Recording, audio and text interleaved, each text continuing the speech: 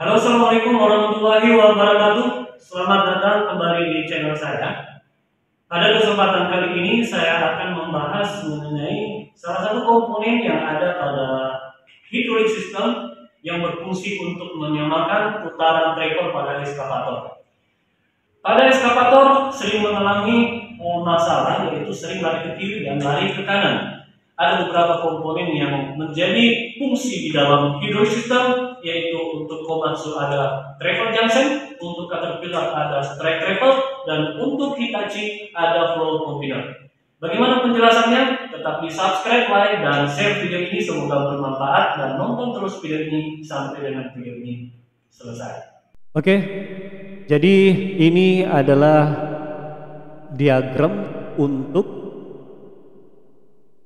strike travel ya, dimana strike travel spoolnya ada di bagian tengah. Kalau ingin melihat bagian mana strike travelnya, maka bisa melihat video saya sebelumnya. Jadi urutan spool control valve itu sudah sesuai dengan diagram yang kami tunjukkan di sini. Nah, apa fungsi daripada strike travel yang ada pada Caterpillar excavator? Fungsinya yaitu untuk menyamakan putaran travel kanan dan travel kiri saat pergerakan kombinasi ya.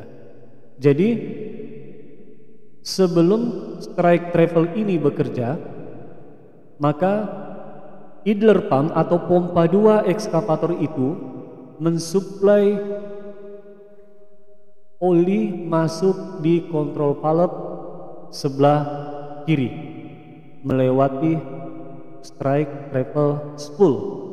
Kemudian ada yang standby di spool control valve dan ada yang kembali ke tangki, dan inilah yang akan kembali ke tangki dan menjadi NFC pressure agar supaya bisa meminimumkan sudut pompa. Sedangkan untuk pompa 1 atau drive pump akan mengalir masuk ke spool control valve sebelah kanan. Ini adalah sebelah kanannya, dan ini gambar potongan yang tidak diambil, saya potong ya, karena kita fokus ke strike travelnya.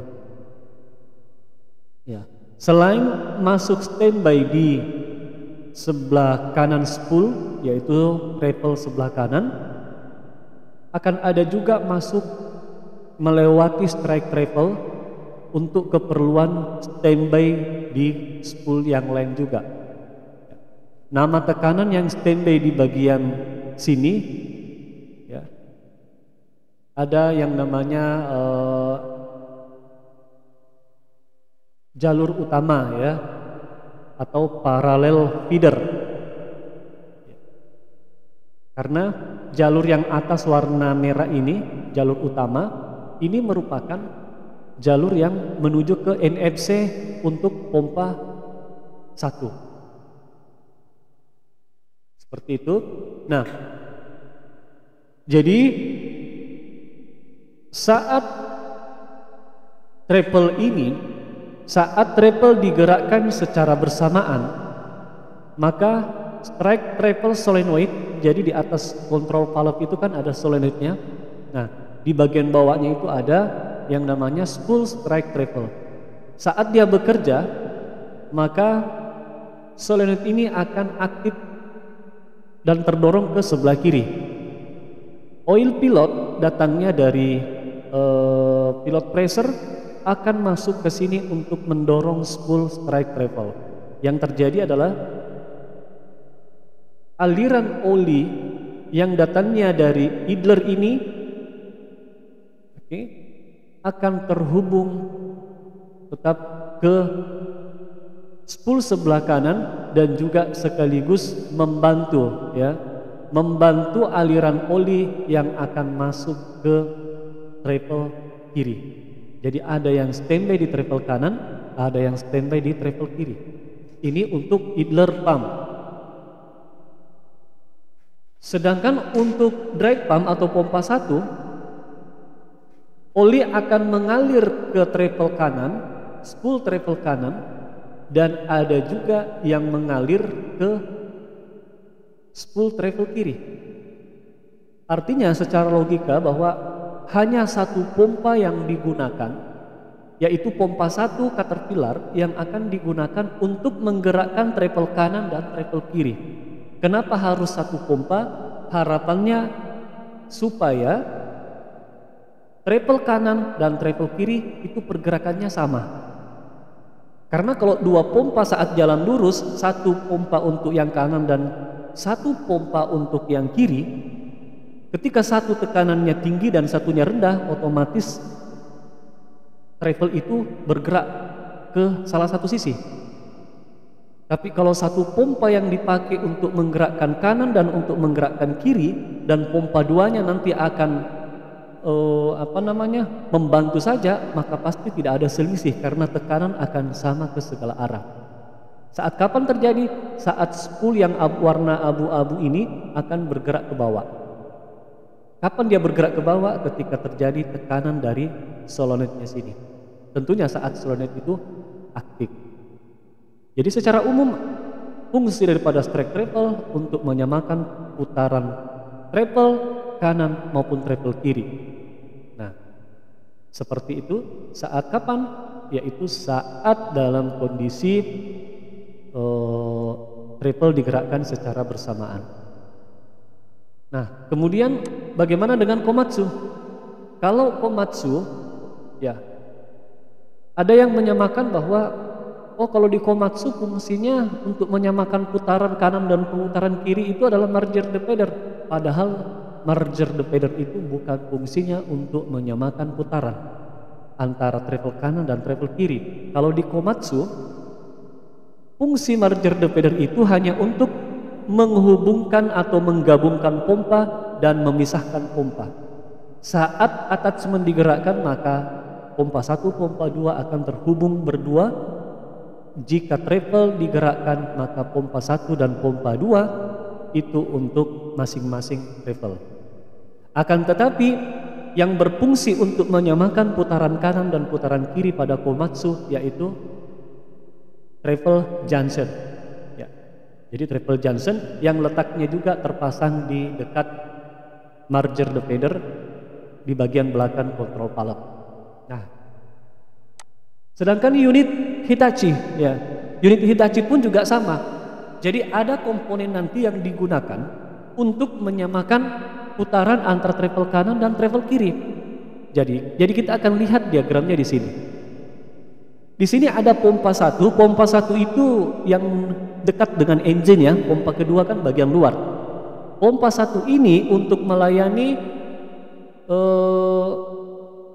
travel kanan, ya, dan bucket spool, dan ada juga untuk boom 2, ya, dan ada juga untuk arm, ya, arm 2. Sedangkan untuk pompa 2 di sini ada travel kiri dan ada auxiliary, dan ada lagi yang selanjutnya boom 2 kalau tidak salah, ini boom satunya tadi, dan di sini ada arm 1 dan ada swing motor di sini. Artinya bagian depan daripada control valve itu ada travel kanan dan travel kiri. Nah, di bagian sini ada spool yang namanya flow combiner. Flow combiner itulah yang pernah saya jelaskan sebelumnya. Apa fungsi flow combiner? Saat travel mungkin digerakkan secara bersamaan, letaknya flow combiner ini di bagian spool travel bagian depan sebelah kanan bagian bawah, ya, bukan bagian atas tapi bagian bawah. Ada tonjolan spool di situ, itulah flow combiner.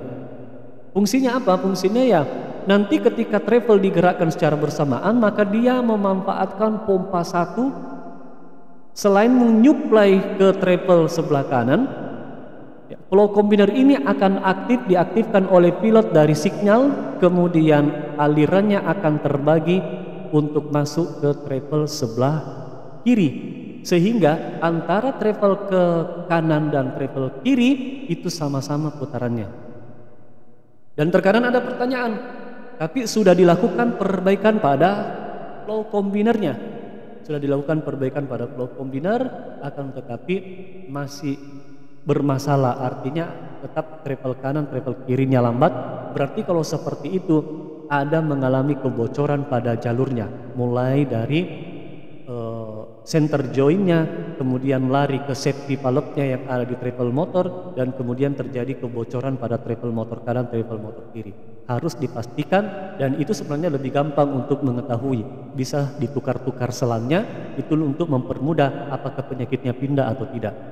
Nah, itu yang paling mudah sebenarnya untuk menentukan apanya yang bermasalah. Karena banyak sekali permasalahan yang hubungannya dengan